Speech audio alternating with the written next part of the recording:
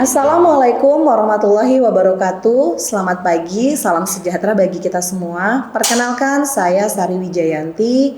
Saya adalah salah satu dosen program studi D3 Farmasi di Politeknik Kaltara dengan NIDN 1105019201. Pada video ini saya akan menjelaskan tentang proses pembelajaran mata kuliah komunikasi farmasi sebagai salah satu syarat untuk penilaian PDD UKTPT pada bidang pengajaran. Mata kuliah ini dengan bobot 1 SKS yang terdapat di semester 2. Adapun capaian pembelajaran dalam mata kuliah ini adalah diharapkan mahasiswa mampu menguasai konsep dan teknik komunikasi dalam pelaksanaan pelayanan kefarmasian. Pada mata kuliah ini, mahasiswa belajar mengenai apa itu komunikasi farmasi, model-model komunikasi, teknik komunikasi, komunikasi dalam pelayanan informasi obat dan swamedikasi, sumber informasi obat, media informasi obat, dan kepatuhan pasien dalam mengkonsumsi obat. Mata kuliah komunikasi farmasi dibagi menjadi 16 kali pertemuan, 14 kali pertemuan adalah proses perkuliahan dan 2 kali pertemuan adalah UTS dan UAS. Mata kuliah komunikasi farmasi terdiri dari 9 bahan kajian. Yang pertama, pengertian tujuan ruang lingkup komunikasi. Yang kedua, pentingnya komunikasi bagi farmasis. Yang ketiga, model komunikasi, teknik dan metode komunikasi. Yang keempat, pelayanan informasi obat. Yang kelima, teknik penyampaian informasi kepada konsumen. Yang keenam, media informasi obat atau kesehatan. Dan ketujuh, sumber informasi obat. Yang kedelapan, komunikasi efektif untuk kepatuhan minum obat. Dan yang kesembilan adalah komunikasi farmasi dalam swamedikasi. Adapun bentuk pembelajaran dalam mata kuliah ini dilakukan secara tatap muka atau luring di dalam kelas dengan metode ceramah dan diskusi. Proses pembelajaran pada mata kuliah ini menerapkan unsur delivery, interaktif, dan asesmen. Di mana pada poin delivery, saya melakukan transfer ilmu dengan mengupayakan materi yang disampaikan terstruktur dengan baik, yang didukung dengan media dan referensi yang sesuai. Adapun media pembelajaran yang saya gunakan pada mata kuliah ini berupa perangkat lunak, yaitu PowerPoint, mikroskop, Edlink, dan Siakat BC5. Sedangkan untuk perangkat kerasnya adalah laptop, LCD, papan tulis, dan spidol. Adapun referensi utama yang digunakan antara lain adalah buku teori komunikasi yang ditulis oleh Little John SW dan Vos KA, buku penghantar komunikasi farmasi yang ditulis oleh Ari Susiana, buku pelayanan informasi obat terkait teori dan praktek oleh Kurniawan WK dan Cabib L, dan bahan ajar ilmu komunikasi farmasi oleh Dr. Isa Kenre, serta beberapa artikel dan jurnal-jurnal pendukung yang berkaitan dengan materi pembelajaran saya. Pada poin interaktif, saya memberikan ruang kepada mahasiswa untuk terlibat aktif dalam pembelajaran seperti tanya jawab dan diskusi terkait materi pembelajaran baik di dalam dan di luar kelas. Untuk memudahkan mahasiswa dalam mengakses materi-materi pembelajaran dan menerima informasi terkait mata kuliah ini, maka saya meminta mahasiswa untuk membuat WA grup kelas khusus mata kuliah ini. Dan pada poin asesmen ada beberapa komponen penilaian mahasiswa yang mana saya mengikuti pedoman dari Politeknik Kaltara, di mana bobot penilaiannya untuk UTS dan UAS masing-masing adalah 25%, kemudian penugasan 20%, kehadiran 15%, dan sikap 15%. Untuk UTS dan UAS, tipe soal yang saya berikan berupa pilihan ganda atau multiple choice dengan menggunakan perangkat lunak Edlink. Sedangkan tugas yang diberikan pada mata kuliah ini berupa resume materi, kuis, serta tugas presentasi ataupun makalah. Untuk melihat secara langsung bagaimana proses belajar mengajar pada mata kuliah komunikasi farmasi, maka saya akan menampilkan video pembelajaran pada sub CPMK pertemuan ke-7, yaitu mahasiswa dapat menjelaskan dan memahami tentang pelayanan informasi obat. Selamat menyaksikan. Bismillahirrahmanirrahim. Assalamualaikum warahmatullahi wabarakatuh. Selamat pagi. Salam sejahtera bagi kita semua. Oke, sebelum memulai perkuliahan pada hari ini, kita dahulukan dengan berdoa. Berdoa dimulai. Berdoa selesai. Oke, baik adik-adik, pada kesempatan hari ini, pertemuan ke-7 ini membahas terkait pelayanan informasi obat atau biasa disingkat dengan PIO. Nah, pada pelayanan informasi obat ini ada capaian pembelajaran yang harus adik-adik ketahui, yaitu mahasiswa dapat menjelaskan dan memahami tentang pelayanan informasi obat. Nah, adapun materi hari ini yang kita bahas antara lain yang pertama, refleksi materi sebelumnya, kemudian definisi PIO, kemudian apa itu tujuan PIO, siapa sasaran PIO, kemudian ruang lingkup PIO, mekanisme PIO, kemudian refleksi materi hari ini dan pembagian tugas mandiri. Nah, sebelum masuk ke materi selanjutnya terkait definisi PIO, Ibu akan bertanya terlebih dahulu nih. Pada pertemuan sebelumnya, materi apa yang sudah kita pelajari? Ada yang masih ingat? Ya. Minggu lalu kami mempelajari tentang teknik komunikasi. Teknik komunikasi. Teknik komunikasi itu apa saja? Ada yang tahu? Ya. Jadi salah satu teknik komunikasi itu adalah listening. Selanjutnya mendengarkan dan berperhatian dan merupakan upaya untuk memahami pesan verbal maupun non-verbal yang sedang dikomunikasikan. Oke, benar ya. Ada lagi teknik komunikasi yang lain yang kalian ketahui? Oke. Ada empati. Empati. Apa itu empati? Bagaimana seseorang dapat merasakan dirinya sebagai orang lain dengan tetap objektif tanpa menyerahkan emosi diri. Oke, jadi benar ya.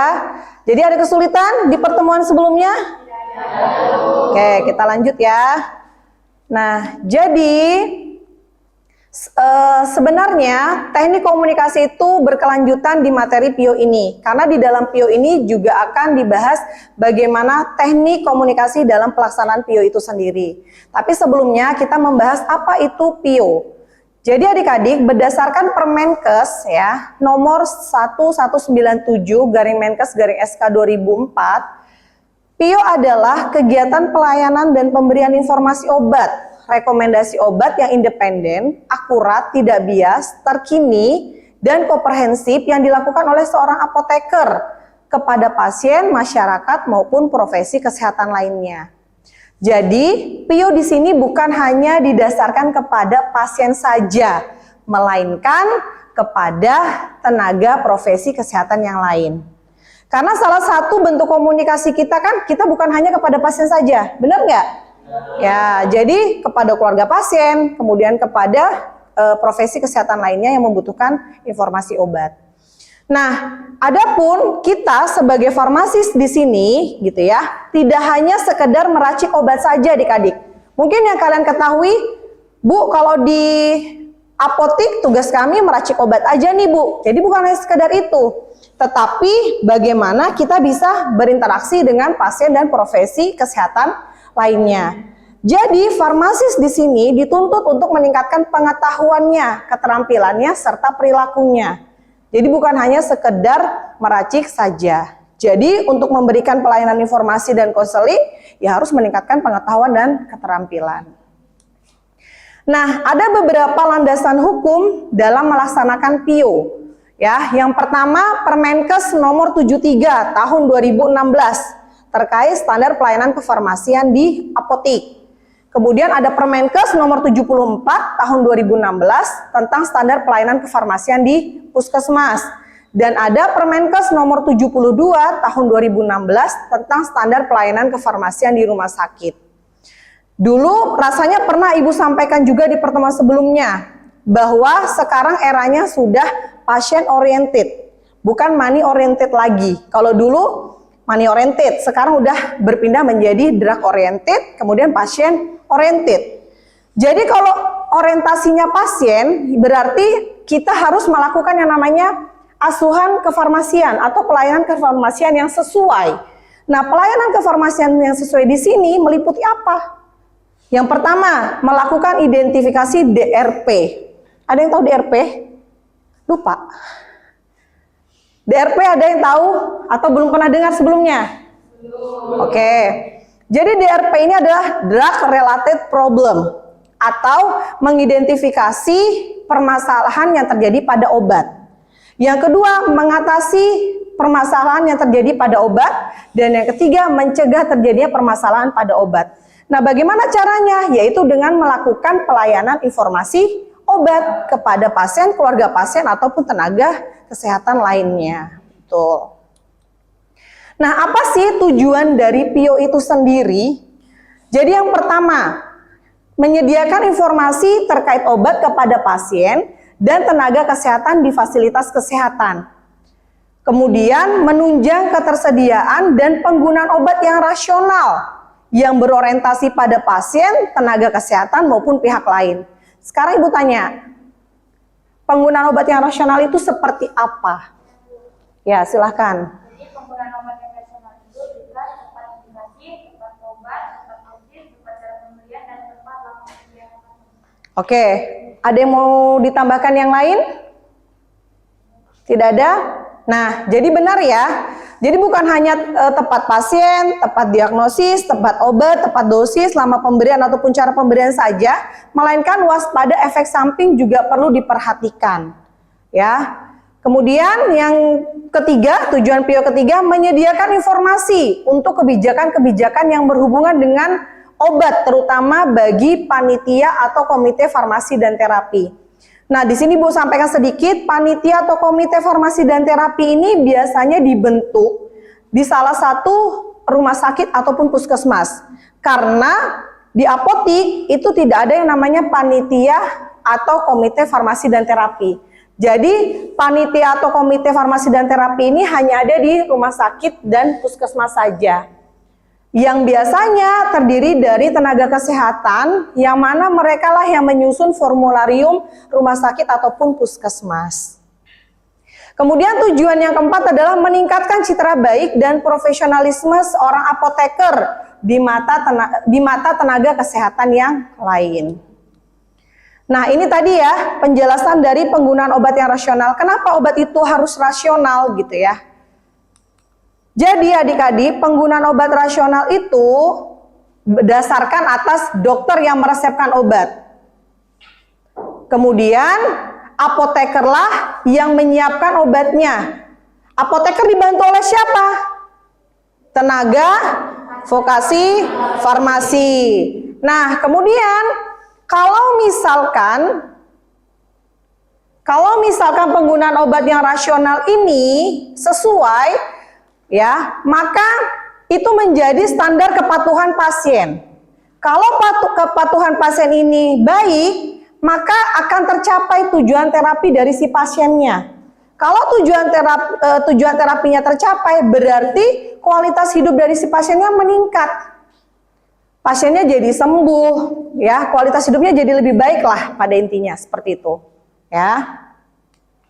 Nah, kemudian siapa saja sih sasaran PIO? Tadi sudah disampaikan di awal kan bahwa PIO ini dilaksanakan bukan hanya untuk pasien, tapi ada keluarga pasien, ada tenaga kesehatan, baik itu dokter, apoteker, perawat, bidan, tenaga vokasi farmasi, dan lain sebagainya. Serta pihak lain terkait, misalkan manajemen atau tim atau kepanitiaan klinik yang memang membutuhkan pelayanan informasi obat. Nah, ini ada beberapa ruang lingkup PIO. Jadi, ternyata adik-adik, PIO itu mempunyai ruang lingkup. Jadi, yang pertama adalah ruang lingkup di pelayanan. Otomatis berarti berkaitan dengan pasien, ya, kalau di pelayanan.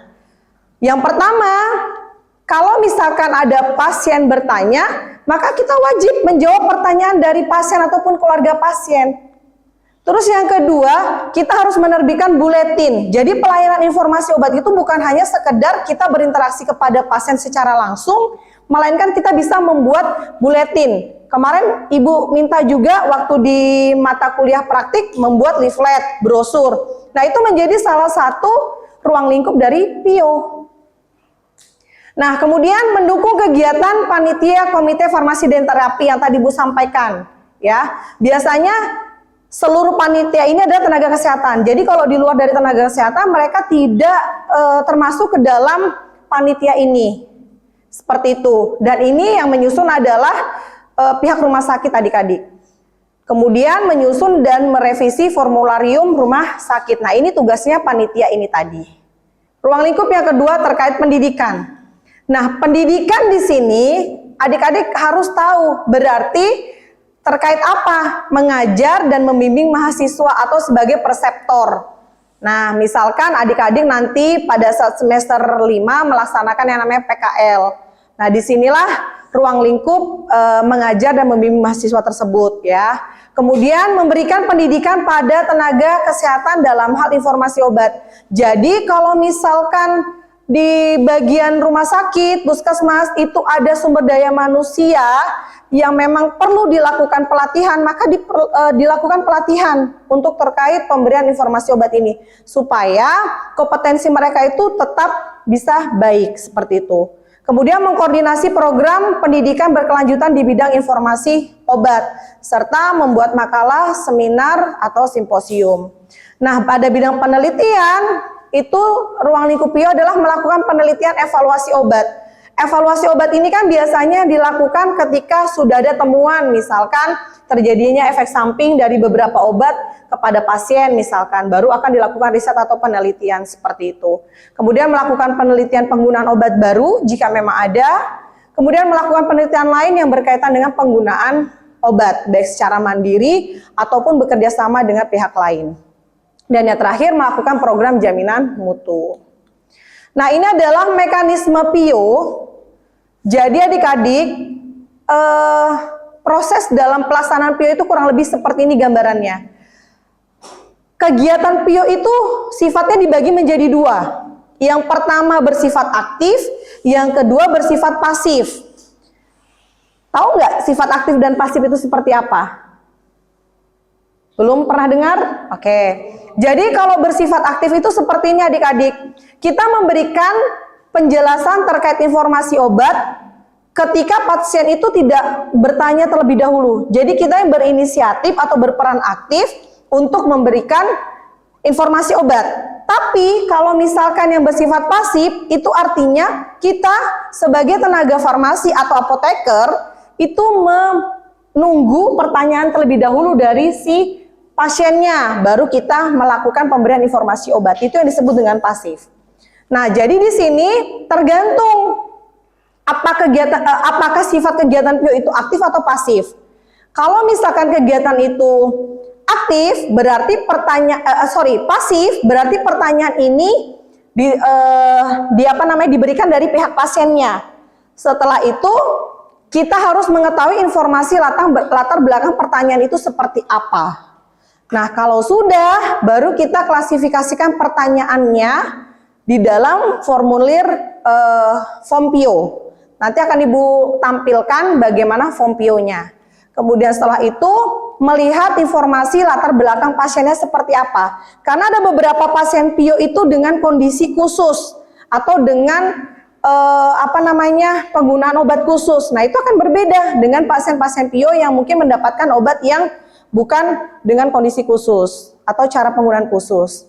Kemudian setelah itu melakukan pengumpulan data dan melakukan searching literatur atau mencari sumber informasi untuk menyampaikan informasi obat ini kepada si pasiennya.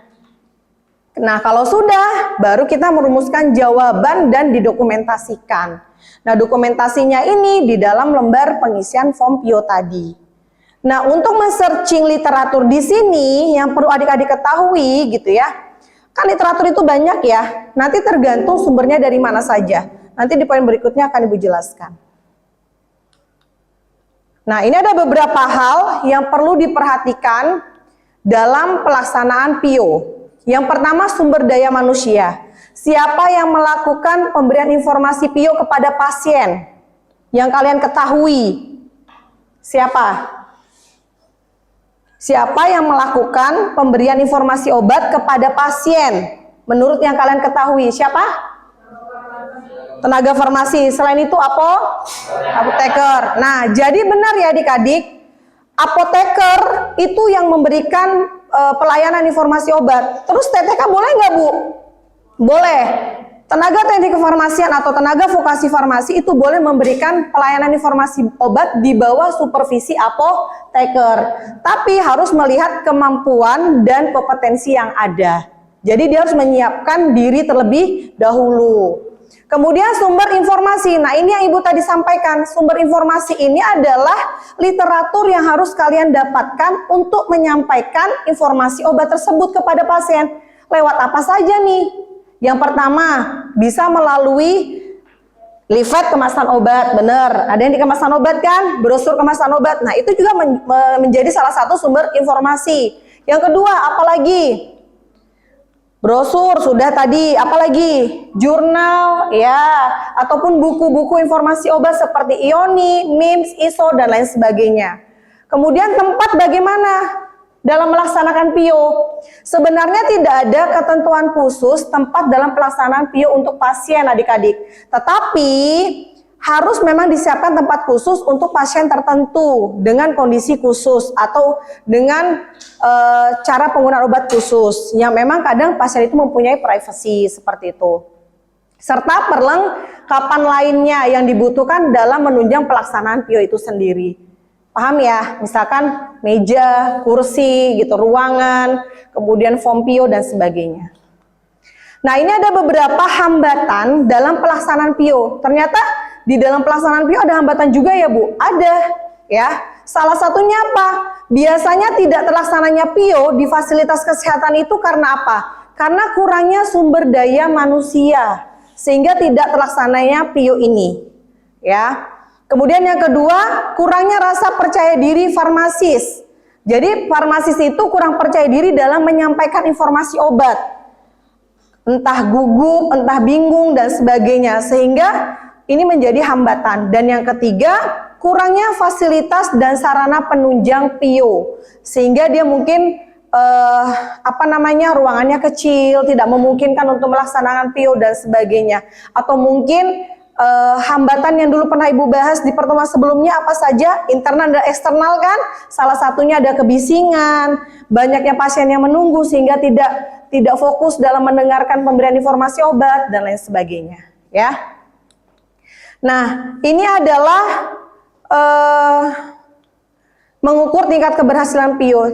PIO dikatakan berhasil jika yang pertama, banyaknya jumlah pertanyaan yang diajukan oleh si pasien, keluarga pasien, ya. Yang kedua, menurunnya pertanyaan yang tidak dapat dijawab. Jadi hampir semua pertanyaan dari pasien itu bisa terjawab dari sumber atau literatur yang sudah kita cari, ya. Kemudian meningkatnya kualitas kinerja pelayanan. Kalau misalkan PIO ini terlaksana, otomatis pasti kualitas kinerja pelayanan itu menjadi lebih baik. Pasti banyak pasien yang senang mendapatkan PIO. Seperti itu. Kemudian meningkatnya jumlah produk yang dihasilkan, misalkan leaflet, brosur, dan lain sebagainya. Dan menurunnya keluhan atas pelayanan. Nah, ini yang Ibu bilang tadi, ini adalah contoh dokumentasi lembar form PIO yang ada di apotik, adik-adik. Ya, ada tanggal, waktu, metode, dan lain sebagainya. Mungkin sampai di sini ada pertanyaan? Ya? Berarti pelaksanaan PIO kepada pasien itu dapat dilakukan mana saja ya? Nah, seperti yang sudah tadi disampaikan di materi, ada 3 Permenkes yang mengatur landasan hukum PIO kan? Di apotik, rumah sakit, dan jadi 3 tempat itu ya, 3 tempat itu bisa menjadi tempat pelaksanaan PIO. Jadi bukan hanya rumah sakit, apotik ataupun puskesmas saja, tapi semuanya bisa. Karena di dalam Permenkes itu sudah mengatur bagaimana pelayanan informasi obat yang masuk di dalam pelayanan farmasi klinik seperti itu. Jadi boleh. Karena sudah selesai materi Ibu ya. Jadi ini ada tugas mandiri yang harus adik-adik kerjakan untuk sebagai evaluasi nantinya pada saat UTS ya. Ini tugas mandirinya berupa melakukan review jurnal terkait pelayanan informasi obat di fasilitas kesehatan. Tadi kan kalian bertanya kan, fasilitas mana saja yang bisa melaksanakan PIO? Sudah Ibu jawab, apotik, puskesmas, rumah sakit. Nah, jadi kalian tinggal mencari salah satu judul jurnal terkait, kemudian kalian melakukan review. Supaya kalian tahu nih bagaimana sih pelaksanaan PIO di masing-masing fasilitas kesehatan itu. Ya. Nah, kemudian ini adalah refleksi pertemuan hari ini. Ibu mau bertanya dulu, apa yang penting yang adik-adik harus pelajari di materi hari ini? Ya, silahkan. Dalam melaksanakan PIO kepada pasien, berarti kita dapat meningkatkan kepatuhan pasien, pencapaian tujuan terapi, dan meningkatkan kualitas hidup. Ya, benar. Kemudian bagian mana nih yang adik-adik ingin pelajari lebih lanjut dari materi ini? Ya, silakan Samsul. Pelajari lebih lanjut bagaimana pelaksanaan video bukan hanya kepada pasien atau keluarga pasien, melainkan kepada tenaga kesehatan lainnya. Oke, benar ya. Jadi, adapun kesimpulannya kita bisa ambil pada hari ini adalah pelayanan informasi obat itu dilakukan oleh apoteker dan bisa dilakukan oleh tenaga teknik kefarmasian di bawah supervisi apoteker, dalam arti dengan pendampingan apoteker untuk meningkatkan kualitas hidup pasien demi tercapainya apa? Terapi pasien yang baik, seperti itu. Oke, mungkin cukup sekian pertemuan kita pada hari ini. Tadi sudah Ibu juga tanyakan, ada pertanyaan, sudah ada juga.